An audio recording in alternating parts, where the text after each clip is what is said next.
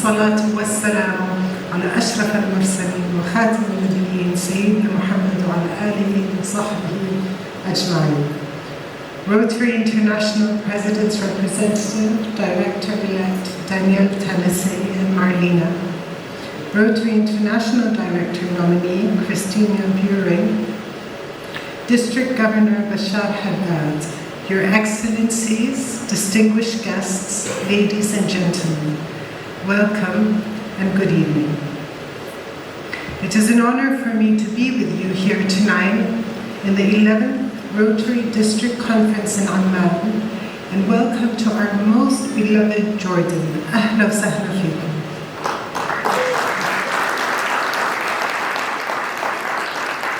I'm delighted to address you tonight on a topic that is very close to my heart.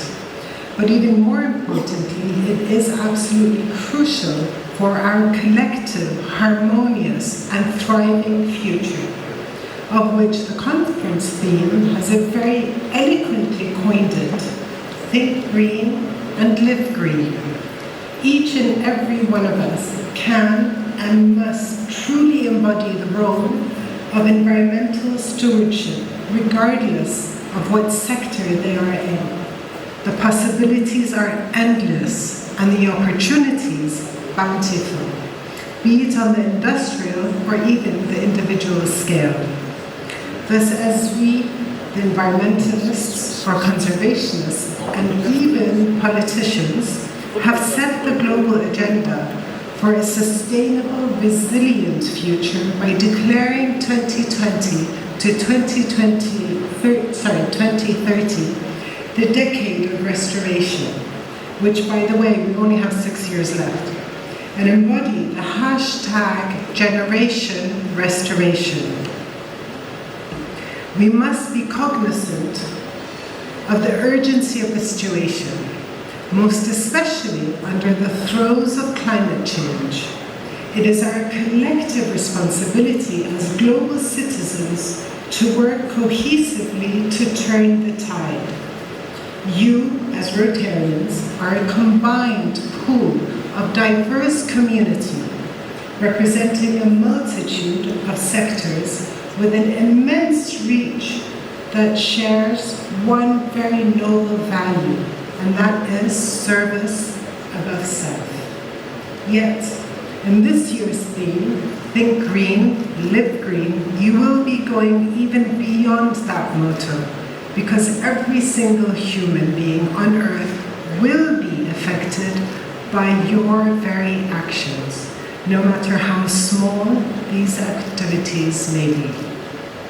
Thus, we all play a critical role in this agenda, and by utilizing nature-based solutions, it helps build resilience, allowing for a tremendous potential in the adaptation and mitigation of climate change, and believe it or not, it's actually the most cost-effective way. I would like to very briefly share with you my experience of how I turned my dream of having a botanic garden in Jordan into a global center of excellence that addresses the very core of the theme, Think Green, Live Green. Through the establishment of the Royal Botanic Garden in Jordan, and here, if you allow me to digress just for a minute, I would like to recognize my dear friend Hania, today's MC, who was the director of the Royal Botanic Garden when we first established it way back in the early 2000s. So thank you. I first thought of establishing the Royal Botanic Garden of Jordan as a means to learn more about our flora, all while conserving it for future generations, but just as importantly, to celebrate this natural heritage. Today, the RBG Jordan has secured the rights of Jordan to our genetic resources from biopiracy through our scientific work, which includes the only seed and gene bank dedicated to Jordan's native species. We have assessed the status of our plants, our entire flora, and saving many plants from extinction. We have also discovered new plants to science. In addition, I'm very excited and proud to share that RBG is the first and only hub for ecological restoration in arid landscapes globally. We assess and monitor projects across the region and beyond. All our programs have enabled us to achieve over 14 of the 17 Sustainable Development Goals through its various programs. We did this by redefining the role of botanic gardens for the future. You may ask, what does this really mean? Well, allow me to share. One example then is the community-based rangeland restoration program, where we work with herding communities neighbouring the RBG site at Tel Roman. Since we took the lands they used to graze on, we had to stop the grazing to allow for the land to recover for at least 3 years, but we also recognized their grazing rights. So we developed the restoration program where we work together with them as partners. So it's a win-win for all. We started with 5 families, teaching them herd and business management. Today, 100% of that community has voluntarily opted to be part of this program when they saw the economic success of the original 5 families. In addition, this program was replicated in other parts of Jordan and with the IUCN, the International Union for Conservation of Nature, implemented in Egypt and elsewhere in the region as a joint endeavor under the name of Al-Hima system. But for me, my most prominent outcome is the marked decrease in the incidence of animal-to-human disease in that community. Increased income for them, which facilitated them to send their children to school as opposed to having them work. And finally, it increased the biomass and biodiversity of the land by 30%, meaning the fodder production of that land increased from 20 tons per year to 150 tons over that period.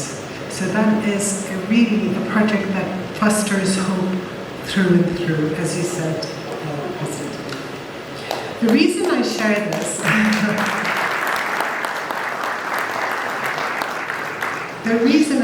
this, with you is to demonstrate how nature-based solutions are intricately entwined with business and thriving livelihoods.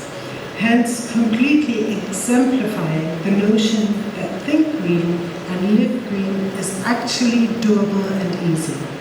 Thus, the theme can be implemented in many disciplines, and it's the flexibility and the malleability which stems from the underlying value attached to the persons, or should I say here, Rotarians, rationale, be it its historical fidelity, modernist, regulatory, pragmatic, eco-centric, or even the value of moral restitution and everything in between. There is not one single method to personify think green, live green, because what may work in one area may not do so in another. We must diversify our approach to ensure a higher rate of success, which is the strength in you Rotarians. Hence, a mosaic of various methodologies to becoming green would be more viable and feasible. I would like to briefly put things in perspective as to our state of a green world. It has been estimated that of the global forests, 30% have been cleared and another 20% have been degraded. Accordingly, in the last conference of the parties, the leaders of over 100 countries, which actually have over 85% of forests cover, have promised to stop deforestation. Given that the Glasgow Declaration is not legally binding, it requires a truly dedicated political will to self-police and to develop policy measures and mobilize the required financial support, in addition to engaging all stakeholders, of which you yourselves are represented, and most notably Indigenous peoples and local communities. for they possess the traditional knowledge and are the custodians of the ecosystems, coupled with the scientific experts who can monitor and assess the progress and adjust accordingly, as it is a very dynamic process. So there are opportunities for you to capture in this realm. Furthermore, we must acknowledge the impact healthy functioning forests have on food security. For example, in Western Asia, our area, an area not usually associated with forests, yet is benefiting from several ecosystem services for its forest and woodlands. Firstly, provisioning, as it sits in the Fertile Crescent, containing economically important plants and are blessed with a high number of crop wild relatives, to name a few: wheat, rye, barley, apricot, which I know in Armenia you use it to produce the wood, the duduk, if I'm not mistaken, pear, apple, pistachio, walnut, chestnut, almond, and our most beloved and blessed olive tree. In addition to grazing, which also falls into the cultural service, as the pastoral life is a very important part of our cultural heritage. But to put things even more into perspective, the regulating service which our forests and woodlands provide are unequivocally critical, affording land stabilization and watershed protection and desertification control, because nearly 75% of the area is arid and hyper-arid, and it is part of the globe which is most affected by climate change. The Near East and North Africa has witnessed a decline in its per capita availability of renewable water resources by nearly 75%, from 2,681 meters cubed to 686 cubic meters between 1962 and 2017, with an estimated projection to decline even further to 448 cubic meters in 2030, which is in 6 years, the very 6 years left for achieving our decade of restoration, and a further 429 cubic meters in 2050. This must prompt us to push towards transforming agriculture and food systems into sustainable supply chains, ultimately having green pathways to growth within a long-term perspective. So you can imagine how important the theme of your conference is to our world today. Lastly, we must be very wary not to rely solely on restoration as a go-to band-aid mechanism, or rather, a crutch to placate our half-hearted commitment to our children's future. On the contrary, it is imperative that we diligently work towards a true application of Think Green and Live Green, as much as it is crucial that we understand the urgency of the matter. Your Excellencies, ladies and gentlemen, we do not have the luxury of time, but what we do have is an opportunity to make the change. In today's 11th Rotary District Conference, Think Green and Live Green, I urge each and every one of you to consider what kind of world will you be leaving to your children and grandchildren. We have seen and lived through many severe weather anomalies, and each year the boundaries of what is considered extreme gets pushed further and further. It is real and it is very fierce.